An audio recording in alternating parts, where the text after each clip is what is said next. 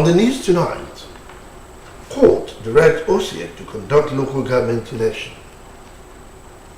Federal government to boost food security with targeted interventions. On the foreign scene, 13 Kenyan security officers pleaded not guilty over murder charges.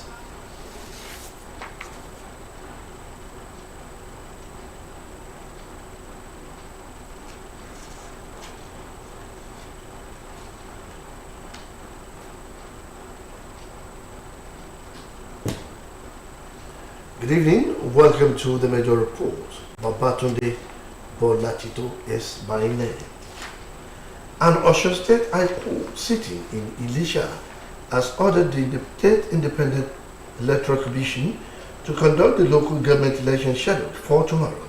A statement signed by Osun State PDP Media Director Adeleke indicated that in an enrollment order brought before the court,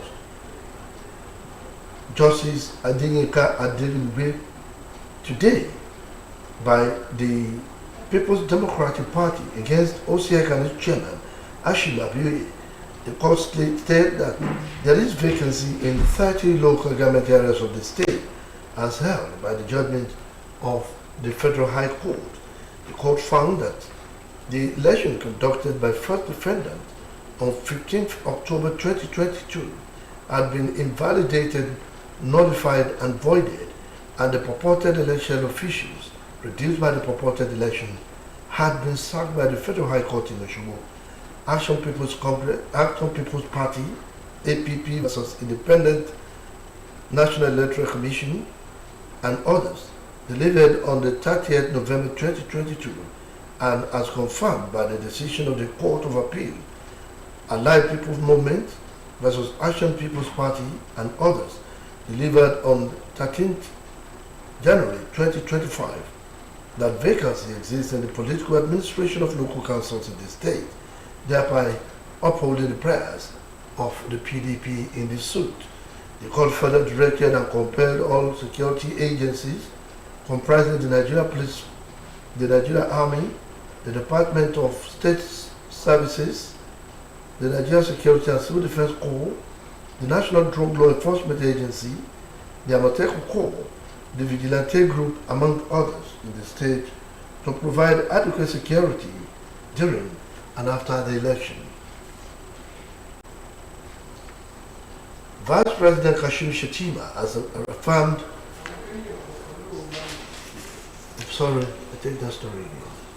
Osun State Governor Senator Adeleke has urged registered voters in the local government elections slated for tomorrow to conduct themselves peacefully at the times, especially during the exercise.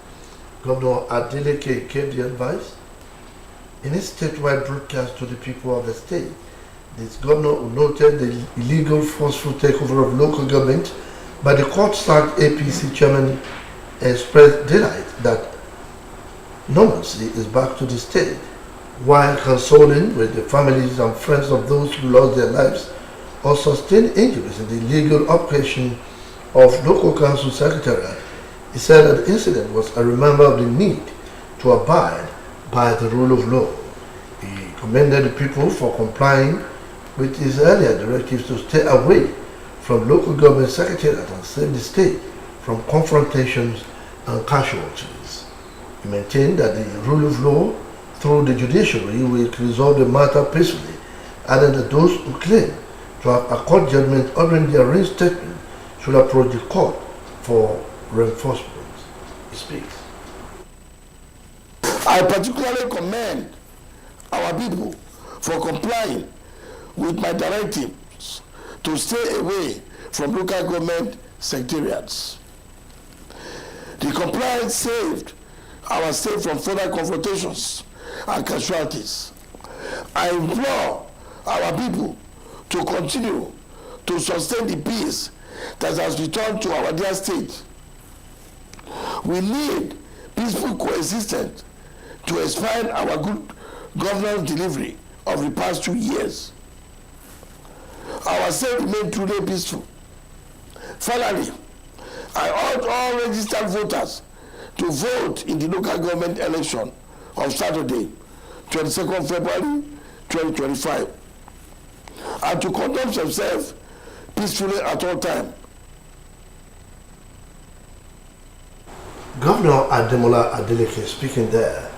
As the 2027 general election approach, civil society organizations are calling for a shift to a single-day voting system, replacing the current practice of holding elections over multiple days. This proposal was a pre-resolution reached during a one-day policy dialogue on the feasibility of a single-day election in Nigeria, organized by the African Center for Leadership Strategy and Development in Abuja.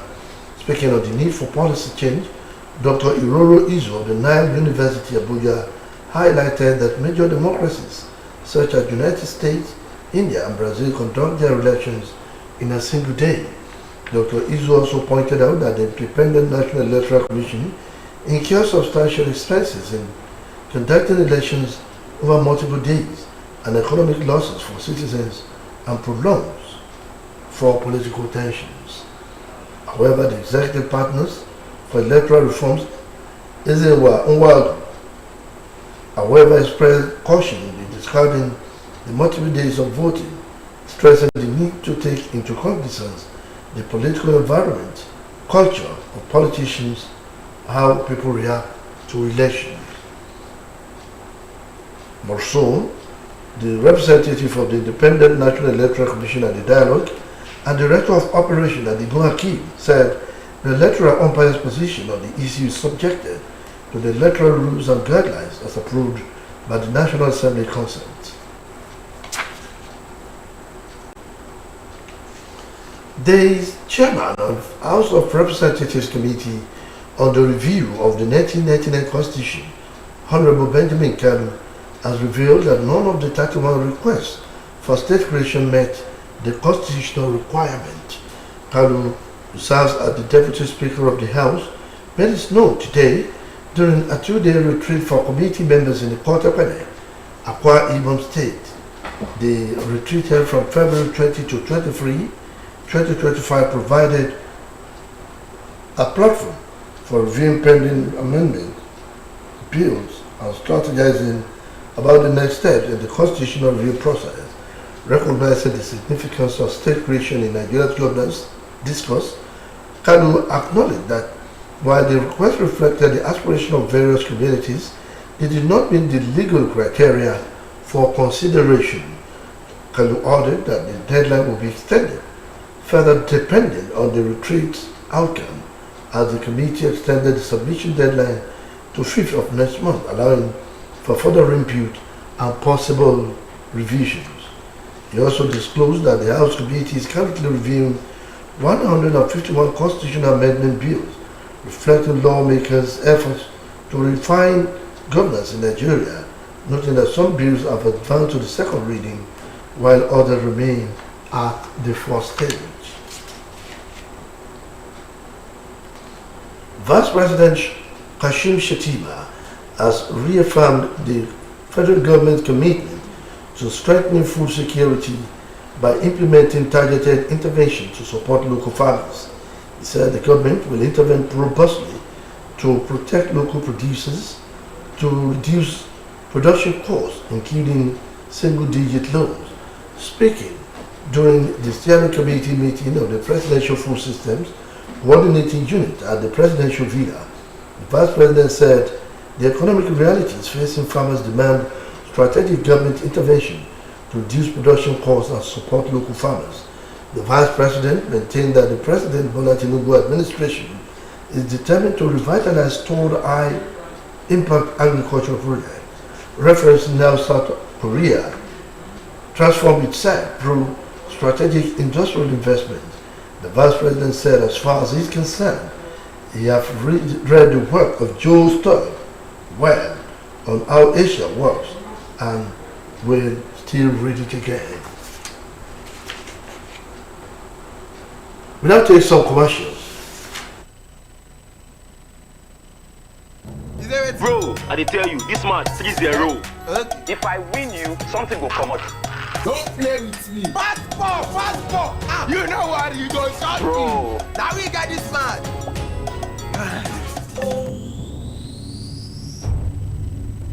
Keep the banter going with Glow Borrow Me Credit or Data. Dial star 303 hash to borrow airtime or data and pay later.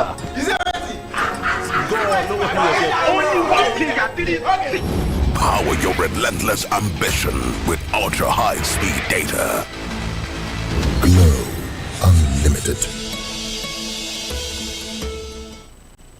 You're welcome back. The federal government has inaugurated partnering operational vehicles and 5 bullet-resistant gun booths for the Nigerian Correctional Service at its headquarters in Abuja. The Minister of Interior, Dr. Olubomi Tujiojo, performed the inauguration of the operational vehicles and the gun booth in Abuja. The inauguration was attended by the Chairman, Board, Civil Defense Correctional, Fire and Immigration Service, Major General Jibril retired, and representative of the Chairman Senate Committee on Interior, Senator Adams Oshiomhole, and Chairman of House Committee on Interior, Honorable Chinedu Oga. Others at the event are Acting Controller General of Nigeria Correctional Service, Sylvester Ndidi Nwakuche, Controller General of Immigration Service, Mrs. Kemi Ndada, and representative of the Commandant General of the NSCDC and Federal Fire Services. Speaking at the event, the Minister said the operational vehicle will be distributed to some of the 256 correctional facilities across the country, while the guard booth will be mounted at the headquarters of NCNOS, the Kuje Custodial Center, Port Harcourt Custodial Center, Kano Custodial Center, and the Kogi Custodial Centers in Lagos. Dr. Tujiojo said the equipment is part of the comprehensive reformatory policy of the present administration to change the narratives of the correctional services. Now welcome to our sports segment.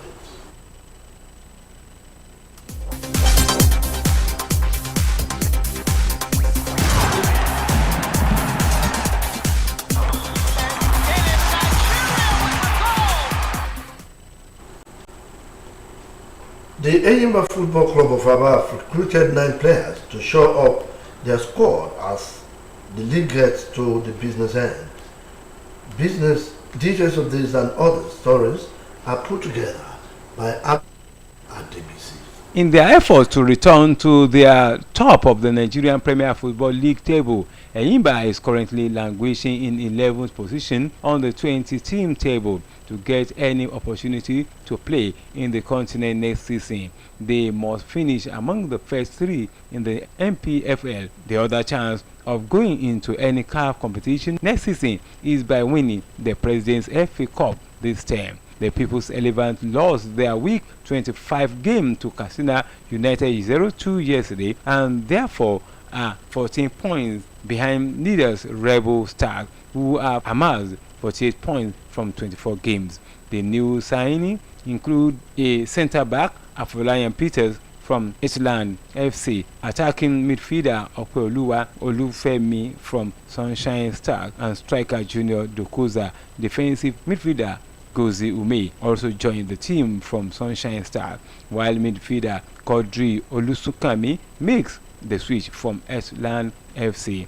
Left back Solomon Onome has also joined the team, bringing his expertise to the defense line. Additionally, Nelson Market, who previously played for Sunshine from Shashemeni Kanemi in Ethiopia, has also joined the team alongside defender Ebube Michael. Speaking on the recruits, Eyimba chairman Kanu Wako expressed his delight at the new addition, stating that he is thrilled to welcome the talented players to the squad. The Nigerian Cycling Federation has commended the exploit of Nigerian cyclist Samuel Fasemi, who rode from Lagos to Maiduguri and back to Lagos, saying the feat not only promotes peace but also promotes the enormous benefits of the sport in the country.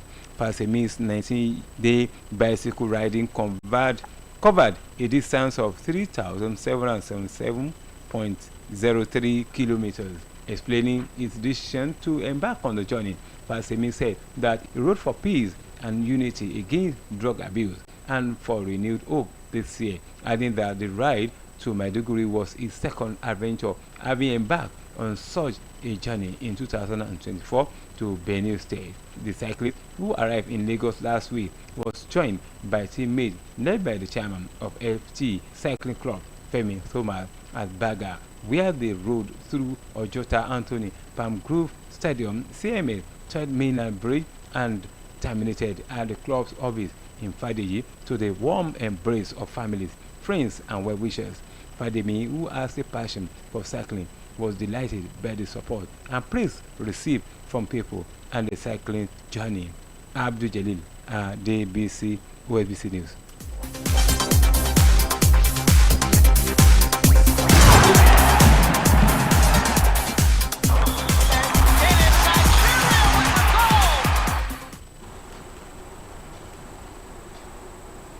And to foreign stories, 13 Kenyan security officers have pleaded not guilty to charges of murdering 2 Indian men and their Kenyan driver in 2022 in a politically charged case. Again, let's join Abdul Jalil at DBC for this and other foreign stories. The policemen, along with a national intelligence officer and a wildlife warden, went before a judge over the killing of driver Nicodemus Wange and the 2 Indians identified by prosecutors as Mohammed Zaid Sami Kidwai and Sulfikar Al-Ahmad Khan. The 2 Indians were alleged to have worked on Kenyan President William Ruto's successful 2022 election campaign. According to media reports, they were killed and their bodies drummed in the forest in July 2022, weeks before the election. The report stated that the police officers were part of a unit accused of extrajudicial killings, which was disbanded by Ruto about 3 months after the murder. The defense lawyer said they have been in custody for 2.5 years, accused of abducting the 3 men. Veteran Uganda opposition politician Kizza Besigye has been charged with treason in a civilian court after his controversial case was transferred from a military tribunal. Treason is a capital offense in Uganda, and if found guilty, the 68-year-old could be sentenced to death. He was charged alongside 2 other suspects, but they did not enter a plea on the grounds that the charges against them could only be heard in the higher court. Besigye, who has run for president against long-term leader Yoweri Museveni 4 times, has been in detention since he was dramatically abducted in Kenya in November and taken back to Uganda to face a military trial. Abdul Jalil, DBC, OSBC News. And that ends the major report on OSBC TV. It was edited by Michael Adeni, Babatunde Bolati to his man, and thanks for watching. Good night.